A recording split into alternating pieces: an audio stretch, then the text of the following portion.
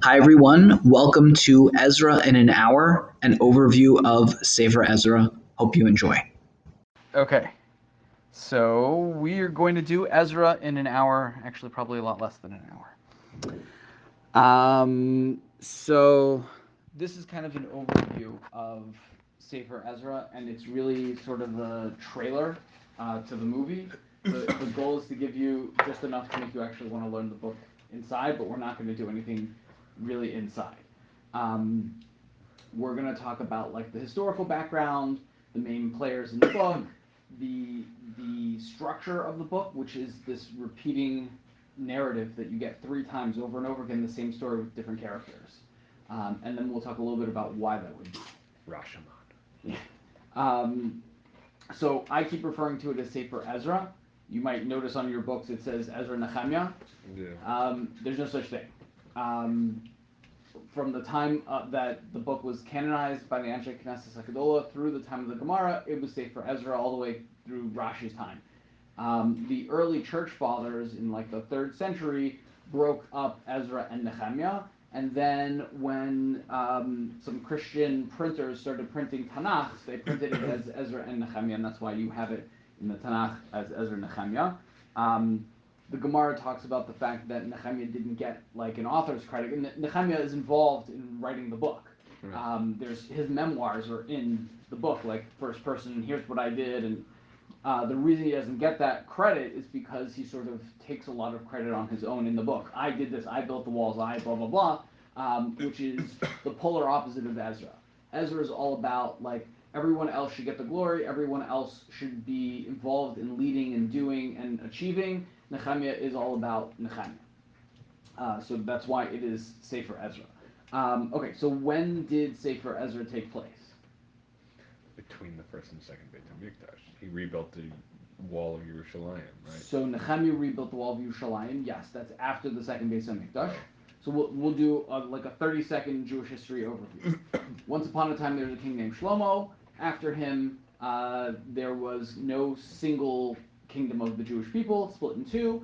And there's the northern tribes, Malchus Yisrael, and Yehuda, which consists of Yehuda, Binyamin, some Levi, probably a lot of Shevet Shimon. The northern tribes get exiled in 722 before the Common Era by Sancherib and Asarhaddon and like the Assyrians, and then it's not until Bavel, starting in let's say the year 605, but really the first full exile of Yehuda starts, we'll say 597.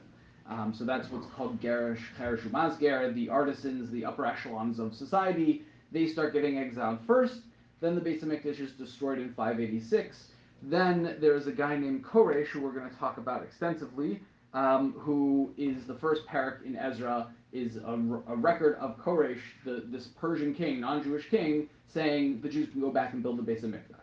That's 537, and the Beis Hamikdash is actually rebuilt in 516. So that is so the book goes through the building of the Beis Hamikdash, and then 50 years after the Beis Hamikdash is built, Ezra shows up in let's say 460, and 15 years after that, in 445, is when Nehemiah shows up. Nehemiah is the governor of Eretz Yisrael for about 12 years. So into the the end of the 5th century before the Common Era is how long is the span of where the book starts. So from let's say 537 till about 430 something. So the background to everything that goes on in this book is that Yirmiyahu made a prophecy, right? HaKadosh Baruch Hu told Yirmiyahu the Jews are going to be in exile for 70 years. I'm going to read you a little bit of that prophecy. So in the 25th parak of Yirmiyahu, he says, Lachen Komar Hashem, so says God, Hashem Tzvakos, Yam Asher Lo Shamatem Es Divarai, you didn't listen to me. So Hini Sholech V'lakach Li Es Kol Mishpachos Tzafonu Hashem, I'm going to take these families from the north, meaning from Babylon. V'el Nebuchadnezzar Melech Bavel Abdi, and Nebuchadnezzar, the king of Babel, my servant. Vaviosim al haaretz hazos, and I will bring them on this land, val yoshveha, and on its inhabitants. Ve'akol hagayim ha'ila saviv v'acharamtim v'samtim l'shama l'sreika l'rchovos olam, and I'm going to totally wipe everything out. It's going to be nothing in ruin.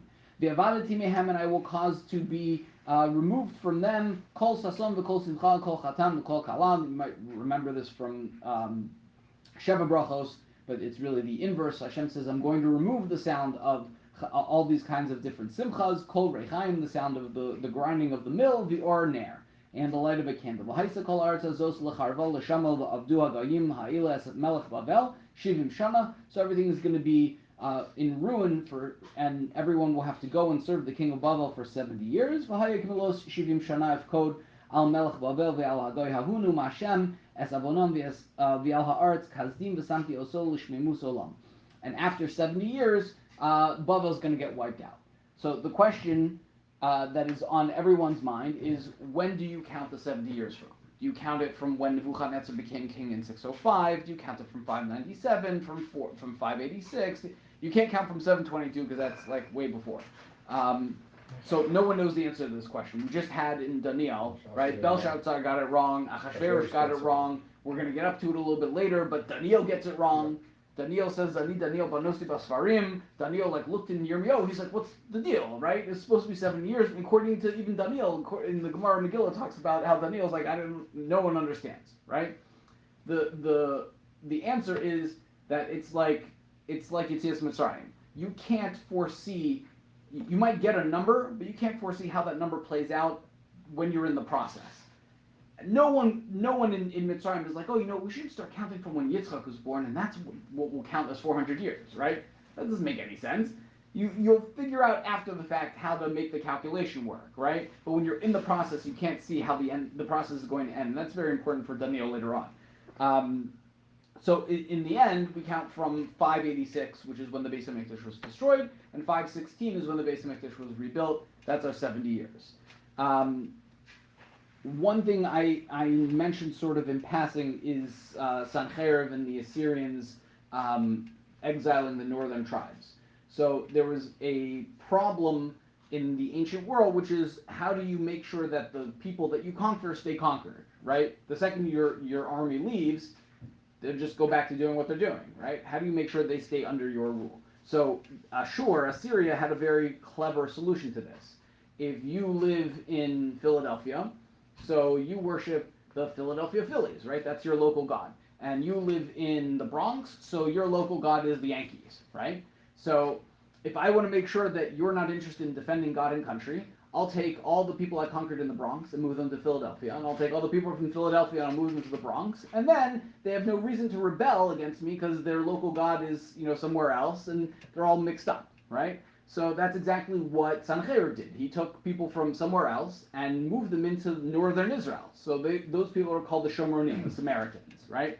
They actually exist to this very day. So when the Jews eventually come back, we immediately run into conflict with the Samaritans, who are like, you're not the Jews, I'm the Jews. I've been the Jews for the past 70 years. I don't know what you're talking about. The Samaritans practiced a form of syncretism. So they came to Eretz Yisrael with their local gods, and they immediately got attacked by lions, because the Kadosh Baruch Hu doesn't like to have pagans living on his land. So he sent a bunch of lions to attack them, and they realized pretty quickly, we better adopt whatever the Jews are doing. You need me to bench lulav? I will bench lulav, no problem, right? I don't know what syncretism is. So syncretism is, I have my religion and a bunch of other religions. Like, the more the merrier. It means that I'm not going to abandon my religion for yours. I'll just add yours to my list of things that I... Is that what they did? They added Judaism and then the lions stopped? They added Judaism and then the lions still stopped. doing the other things. Right, they were still doing the other things, and that's why they have this very weird quasi-Jewish status in the Gemara. There's certain things that they keep and certain things that they don't keep. Okay, so that is... Okay, so we mentioned Koresh. So... Okay, so I was wondering, is that the one after Daryavish, before Achashverosh? Okay, that's a great question. So the Koresh we're talking about has to be before Achashverosh, because so Koresh makes his proclamation, the Jews go back and start rebuilding the Beis HaMikdash, then it stops. Okay. During the time of Achashverosh, the Beis HaMikdash was like half done. Oh. It wasn't completed. Koresh and Achashverosh halt the construction, and then it continues. What I just gave you is the official party line according to the Seder Olam Rabbah. If you look in the historical records, they will tell you that things are a little bit different. There was actually 10 Persian kings, and according to Chazal, there's only 4. The reason for that is essentially Chazal will only tell you about the Persian kings that matter to Jewish people, not every. It's not just a list. So after Belshazzar, there was Daryavesh, Koresh, Achashverosh, and the son of Daryavish then. There's two Daryaveshes. There's two there's Koreshes. There's Right? Cambyses. There's a whole bunch of guys. But I mean the four. Who are the four according to Chazal? There just the. Then you just only there's Koresh. There's Daryavesh. There is Achashverosh and Artaxerxes. Right, we don't do the four. Right. So I think That's actually, Esther's son. that's Or no, Daryavesh. The second, I think, is the one that's Esther's son. son. So he's not in the Chazal. So I know that. right, we don't. Yeah, Chazal don't know very much about Esther's son. Oh, okay. So Koresh makes a proclamation that the Jews can go and rebuild the Beis Hamikdash.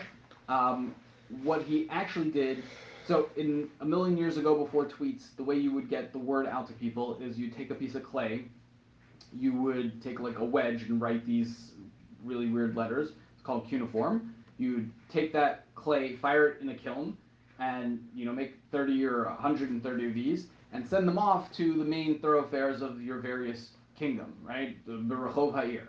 And they'd put them up in the middle of the town square, and everybody would walk by and not read it because they're all illiterate. But they would find the one guy who actually knows how to read, and he would read it and tell them what the king has to say, right? So what you have here is that. This is the Cyrus cylinder. It's about the size of a football. It's in the British Museum, and it says exactly, well, almost exactly what it says in the first chapter of Ezra, except that it's not just about the Jews, it's about everybody. So Koresh says, God made me king of the whole world. We'll forgive him a little bit of hubris. And I am essentially undoing everything that Ashur and Bavel did. They all mixed people up and took them away from their national lands. I'm restoring everybody. Everyone can go back to wherever they came from. They can go back and worship their gods. In fact, they should have me in mind, bring a korban for me, daven for the health of the king and the king's son. And he's restoring everybody. So that's what that I won't call it a document, that cuneiform tablet actually says. And that is essentially the first parak of Ezra. Okay, so I think we covered the history pretty well. Who was Ezra? Any takers? Kohen, yes. What else? Member of the Anshe Knesset Hakadolah. Okay, so the Rambam says that he was a member, or maybe like the head of the Anshe Knesset Hakadolah. Sofer. What's that? Wrote stuff. Okay, so Sefer Torah. Right, so it's a question if Sofer here in this context means he's a scribe or he's a teacher. Probably both. You mentioned he's a Kohen, so the psukim actually go through 17 generations, tracing him all the way back to Aaron HaKohen. He gets like 5 psukim of just genealogy, which we'll see in a second is the exact opposite of Nehemiah. Nehemiah gets like 3 words. So Ezra is like the leader of the Jewish people par excellence for his generation. Very brief synopsis of what he does. He's the leader in Bavel, like I said, around the year 460. He didn't come up when the Beis Hamikdash when the first wave of Jews were coming to build the Beis Hamikdash.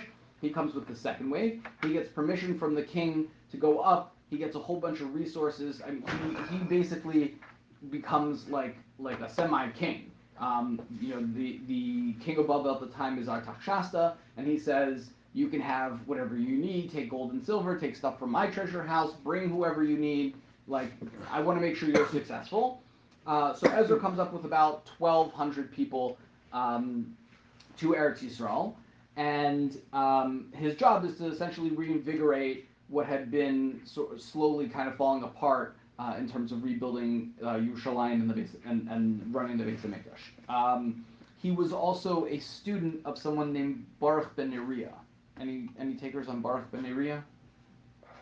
Baruch, Yirmiyahu's friend. Yeah, it's a student. Yeah. So Baruch ben Neriah is the student of Yirmiyahu, and Ezra is the student of Baruch ben Neriah, according to Chazal.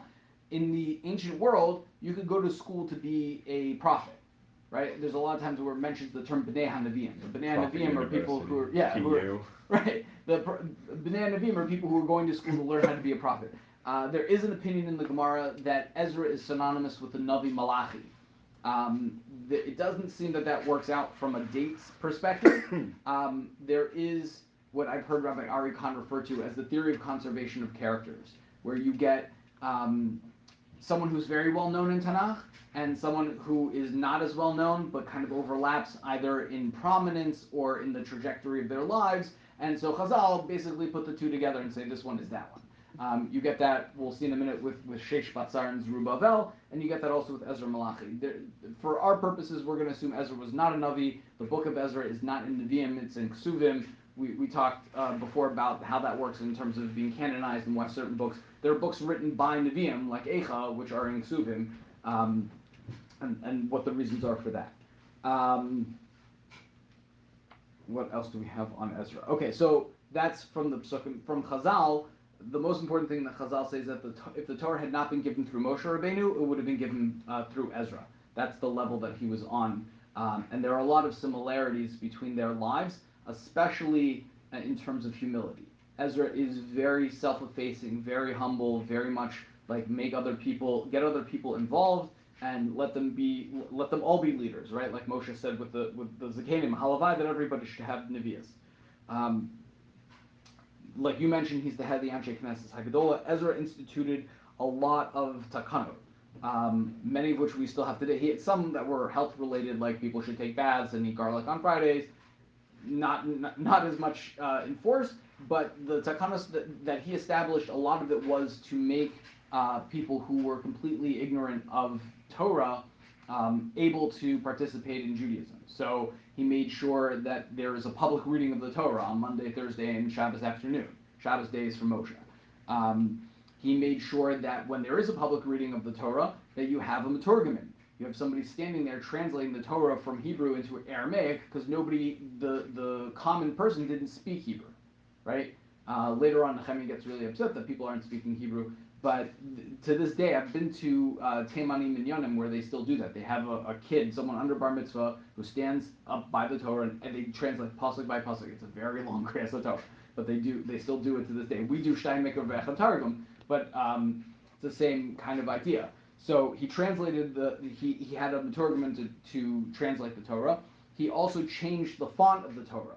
So what we have in our Sifrei Torah is what's called Ksav Ashuri. It's the Assyrian script, right? The Jews were originally exiled by Ashur, and they learned how to read Assyrian script, and they forgot how to read what was the original script called Katav Merubah, the Paleo Hebrew script, which still exists in the Sifrei Torah of the Samaritans. So if you look at the font that the Samaritans use, it's different than what we have.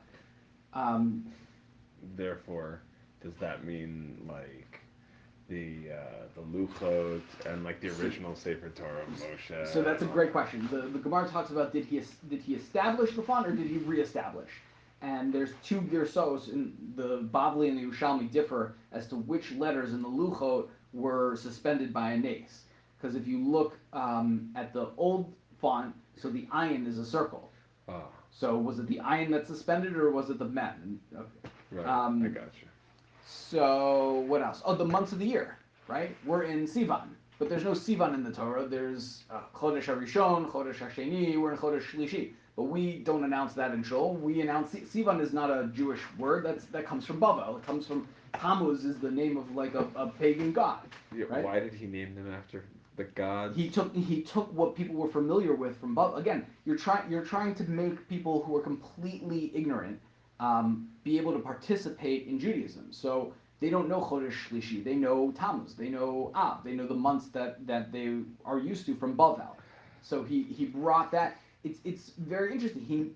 We have this a lot in Judaism, where you take something from a different culture and you make it kadosh by including it in Mordechai. The name Mordechai is not a Jewish name, right? Rock. Yeah, Shlag, right. It became a Jewish name when we added it to Yiddishkeit. You find that a lot. So the Shemona Esrei, right? The Anshe Knesset Haggadolah set up. They established the Shemona Esrei so that the people who, again, they don't have like a whole bunch of books. They have to know one prayer that you're going to say over and over and over again until you get it. That's having something that's a set thing and it's done at set times in multiple intervals makes it easier for people to feel like they're participating in davening. Yeah, let's see. Okay, let's do Nehemiah. So Nehemiah, like I said, comes after Ezra, about 15 years after Ezra, and he is the brief sketch of Nehemiah is he is the cupbearer for the king, also Artaxerxes. So he's very high up in terms of the government because the guy that feeds you wine every day is someone you have to super trust, or he will poison you, right? Um, there's all kinds of that going on, like kings getting deposed by these kinds of things all the time. So he's high up in the government. He's never been to Eretz Israel. He was born in exile, but he hears that the walls of Yerushalayim are breached or have not been properly rebuilt, and he knows that means Yerushalayim is open to everyone coming to attack it. So he decides to leave his cushy government job, go back to Eretz Yisrael. He's like Ezra before him, given a whole bunch of authority by the king, and he goes back and rebuilds the walls in Yerushalayim before he comes back to reestablish himself in the court of the king. We know very little about his lineage because the pasuk doesn't tell us anything about his lineage except that his father's name was Chachalya. What is interesting is that we kind of know a decent amount about Chachalya, not from Tanakh, but from Egyptian papyri from the times of Cleopatra III. Apparently, there's a guy named Chachalya who was not a general, an admiral of a naval troop that was made up of all Jews, based in Elephantine. There was a whole community of Jews living on an island off the coast of Egypt called Elephantine, and they were part of the army of Cleopatra III, and he was the admiral. So if that's the same Chachalya, I don't know how many people have that name, it would make sense that Nehemiah was able to land a government job, because if you're the son of an admiral, then you kind of carry some weight. Let's see. So I mentioned that Chazal try to identify Nehemiah with Zerubbabel, but there's about 100-year difference between the two. It's more likely that they're just talking about they were similar governors of the Jewish people in exile, came back. So there's some interesting parallels between Nehemiah and Yosef. So Nehemiah is the cupbearer of the king. Yosef had a lot to do with the cupbearer of the king. So Yosef tells the cupbearer, Zachreni, remember me to Paro. Nehemiah's refrain over and over again in his book is to God, Zachreni, remember me for what I did, and make sure that you think about and keep me in mind because I've done X, Y, Z. That's important. Yosef fed everybody when there were years of famine. Nehemiah shows up, he sees all the Jews don't have enough money to feed themselves, so he's the governor, which means that his salary is paid by everybody's taxes. He refuses to take a salary so everyone can keep their money and have food to eat. So you get some of those parallels between Yosef and Nehemiah. Okay, the book. So first of all, just like we're seeing in Daniel, Nehemiah is the only other book that I know of in Tanakh that switches between Hebrew and Aramaic. You get a lot of actual governmental records, and they're written in the Aramaic that they were written in.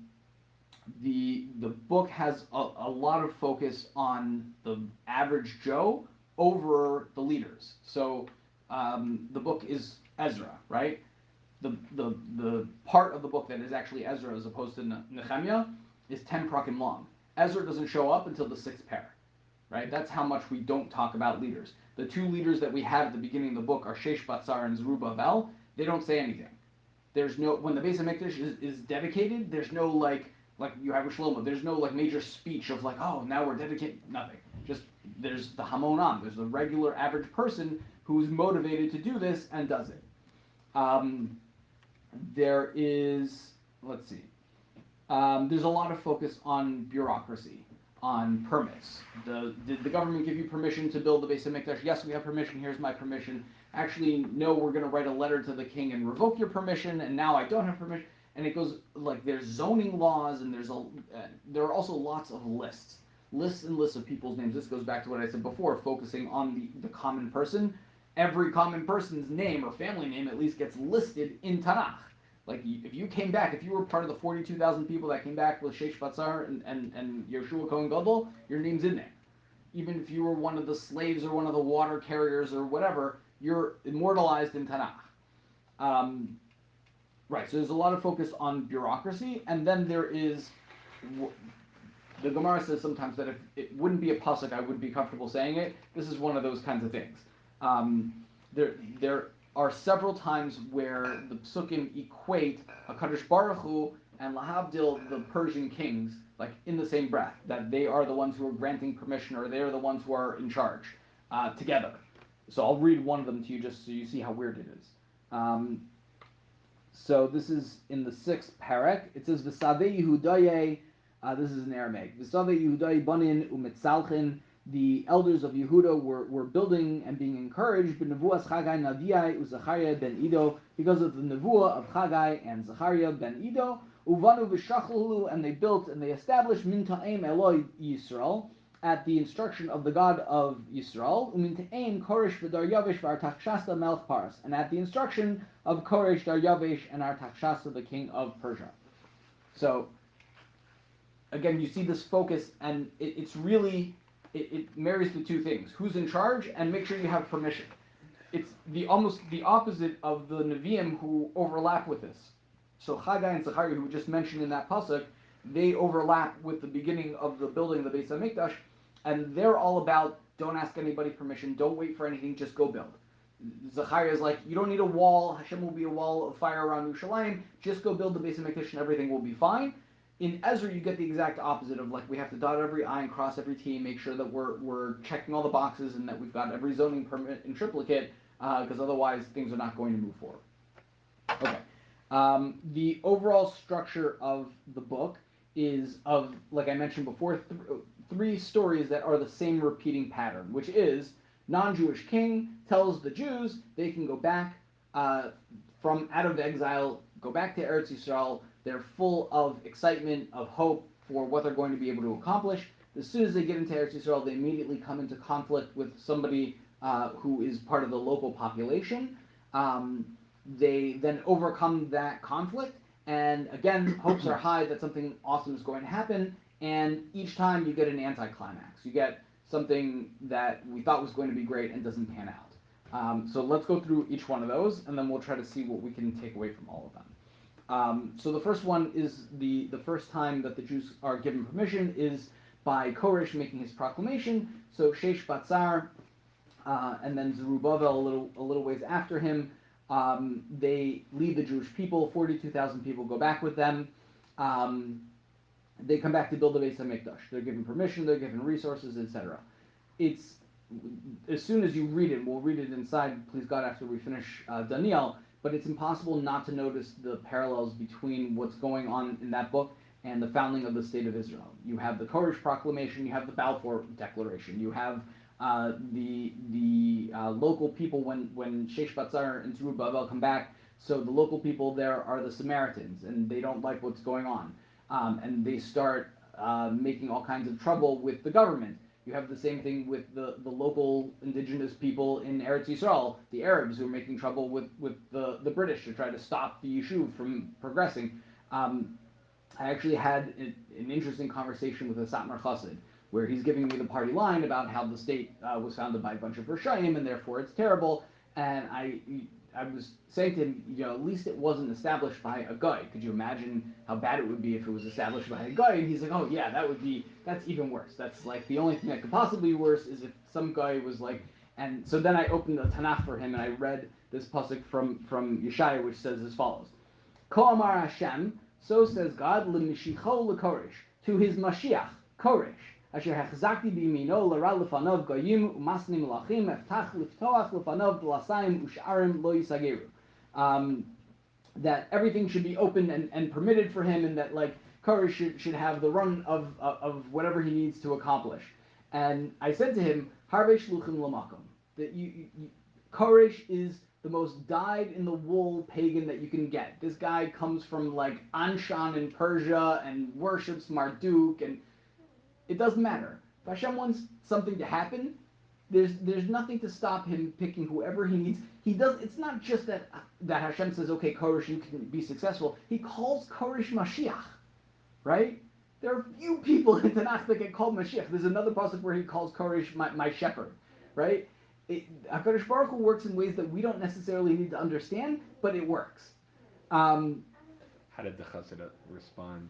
He did not like that. It's in Tanakh. Who reads Tanakh? Okay, so they come back and they come into conflict with these Shomronim. Eventually, the conflict gets resolved. They get the building permits that they're supposed to get, and they go and build the second Beis Hamikdash, which sounds like it's going to be super awesome, amazing thing, right?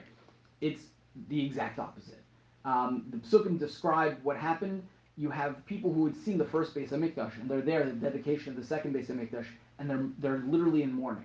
They're crying and wailing like this is not a Beis Hamikdash. You have to remember the people that came back were not of the upper echelons of society. They were not wealthy people. The second Beis Hamikdash was a pale comparison to the first Beis Hamikdash. The younger people are like, hey, we built a Beis Hamikdash. This is awesome. And they're partying. The other people are crying. And the Pasuk says you can't tell the difference. Who's crying, who's celebrating.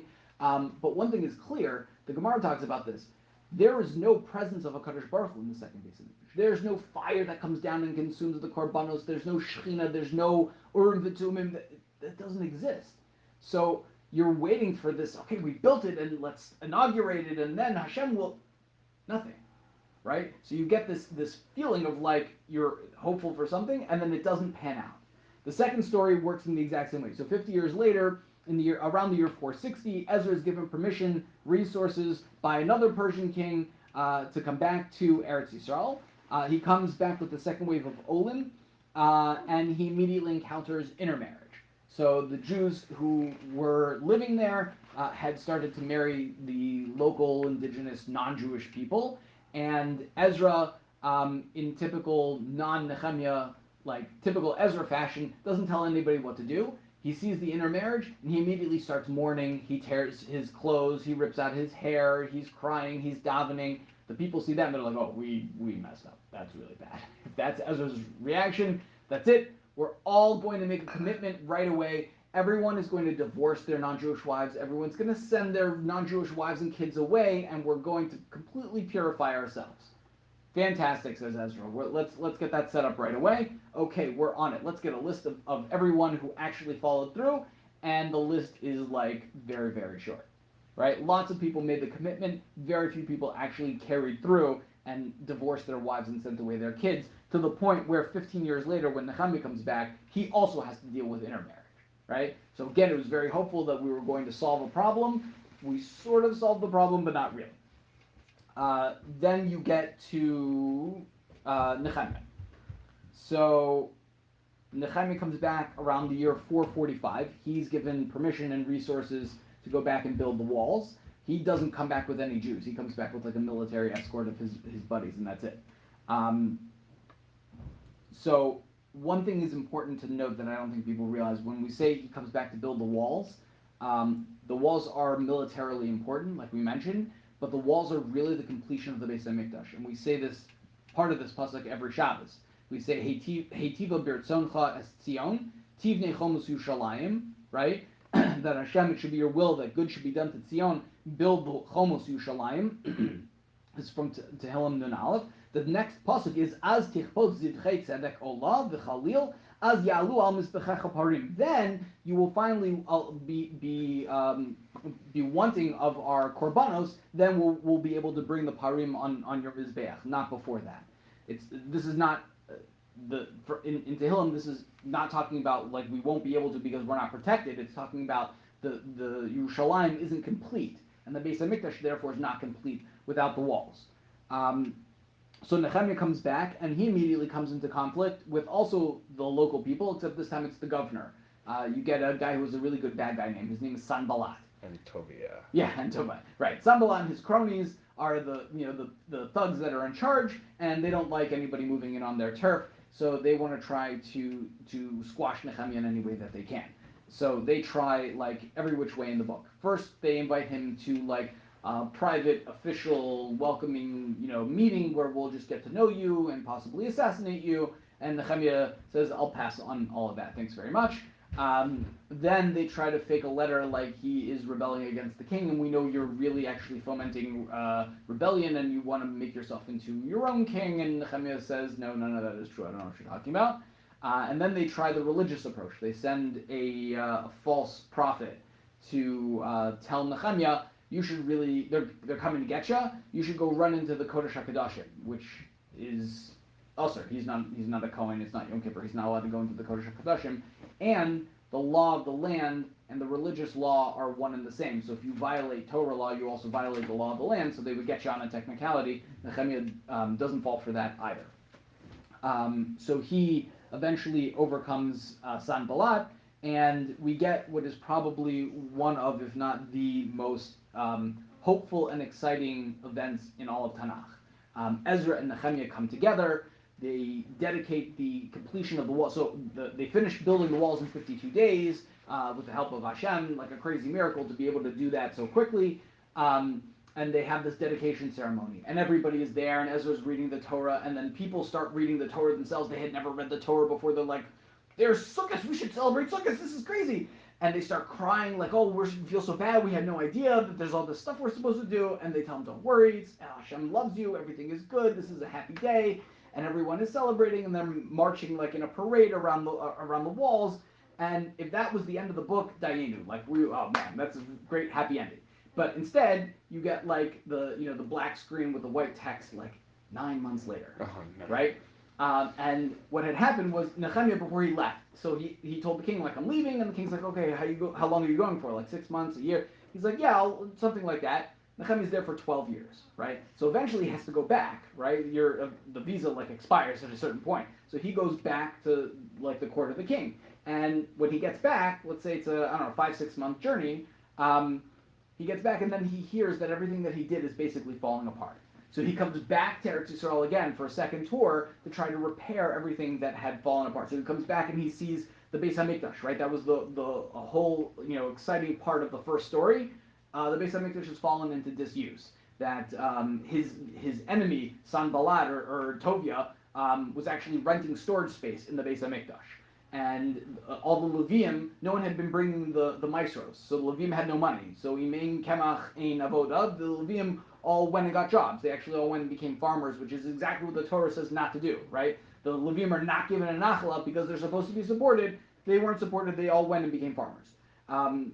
Then he finds that there's intermarriage, right? We said that was the main thing of story number 2 with Ezra. He sees everyone is intermarried again. And then the walls, right? His whole big thing was the walls. The walls end up becoming like a parking lot for people to bring their caravans to do business on Shabbos, right? So Nehemiah sees all of this and he freaks out. He goes around and he beats everybody up and he rips out their hair. The line is that like when Ezra sees people doing bad things, he rips out his own hair. When Nehemiah sees people doing bad things, he rips out their hair. So he goes around and beats everybody up and says like, keep the Torah and do what you're supposed to do. And then he says to God, like, Zachreni, remember, I tried my best. And that's how the book ends. Like, I tried my best, God. So, like, I hope you remember me at least for good. End of the book. Right? So, first of all, we have to understand, like, what's the message of something like that? I heard one explanation for why Divrei Hayamim is after Ezra and Nehemiah instead of, chronologically, Ezra and Nehemiah is the last book in all of Tanakh. Divrei Hayamim ends with the hope of going to rebuild the Beis Hamikdash. So if you're going to end Tanakh, you don't want to end on the downer of Ezra and Nehemiah. You'd rather end on the hopeful note of going to rebuild the Beis Hamikdash and maybe everything will be awesome. And then you read Ezra and Nehemiah and it wasn't quite as awesome, at least not in the beginning. So before we get into what possible message we can take away from all of this, and I know it's getting late, so I'll try to do this last part very quickly. The pattern almost repeated itself one more time in the mid 300s of the Common Era. So everything I was telling you is BCE, right? There was a Roman emperor named Julian. They called him Julian the Apostate. He was not Christian. He was a pagan. And he decided around the year 363 that he wants to rebuild the Beis Hamikdash. And he actually gave orders, he gave money, just like the other non-Jewish kings. He made an order, told the Jews, you can go back, here's a bunch of money, I want you to rebuild the Beis HaMikdash, and they started to do it. There is like historical record, and in fact, I've got some of it right over here. So you can take a look and just pass this over to Steve. You get the I guess it's Latin on one side, and then you have the English translation on the other. And I'll Looks read like Greek. Greek, excuse me, thank you. And you have the translation on the other side, and I'll read you just the last 2 lines because they're super impressive. Julian ends up dying fighting the Persians, and the Beis Hamikdash obviously didn't get rebuilt. There was apparently a lot of so the Cyril is the name of the Christian governor of Jerusalem, and they basically put up a lot of fight, just like the other times where the Jews came back. But the end of this letter from Julian says, this is so the heading is to the community of the Jews. The last line over here says, "This you ought to do in order that when I successfully concluded the war with Persia, I may rebuild by my own effort the sacred city of Jerusalem, which for so many years has you have longed to see inhabited, and bring settlers there, and together with you may glorify the Most High God therein."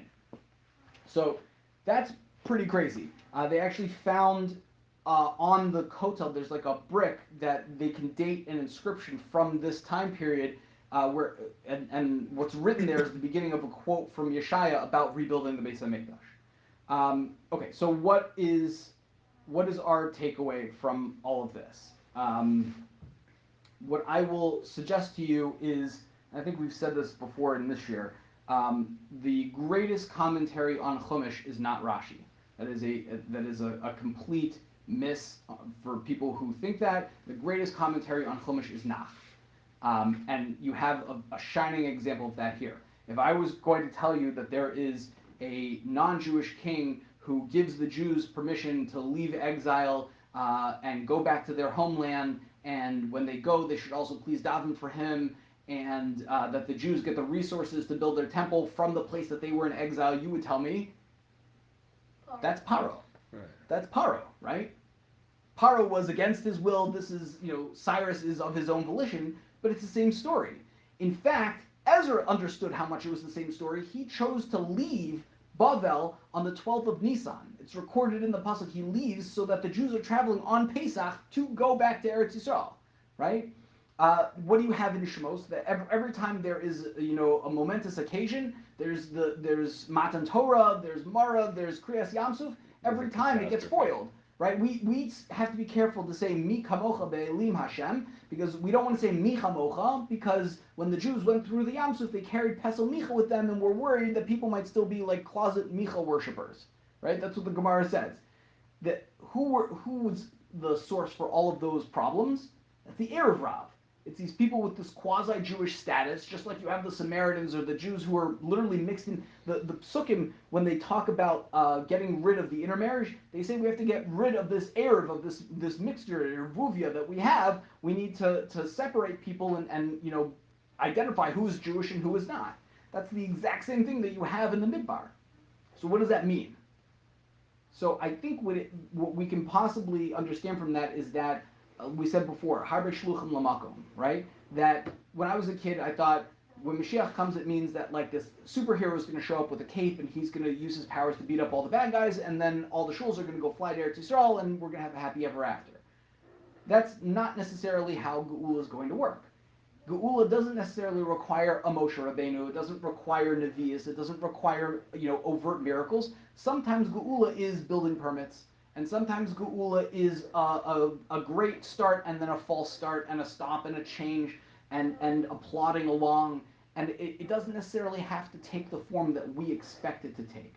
But what is required is not this flashy leader. It's the average Hamon Am. It's the average Joe, the average Sarah, who is willing to continue trudging through and willing to do things that are maybe beyond their comfort zone. Willing to leave, the Jews who were in Bavel were very comfortable. They were, like Yirmiyahu said to them, go and build homes and plant vineyards. They went and did that. They were very successful. That's why it was so hard for so many of them to leave. 42,000 came back with the first wave. That's a fraction of who was there. Even when Ezra was given all the authority in the world, 1,200 more people came with him, right? So we in our own lives can look at Sefer Ezra and say maybe Geula can happen in a way that we're not expecting, but it can still be Geula nonetheless. And please God, Mirz Hashem, we should take from that and apply it to our own lives. Okay.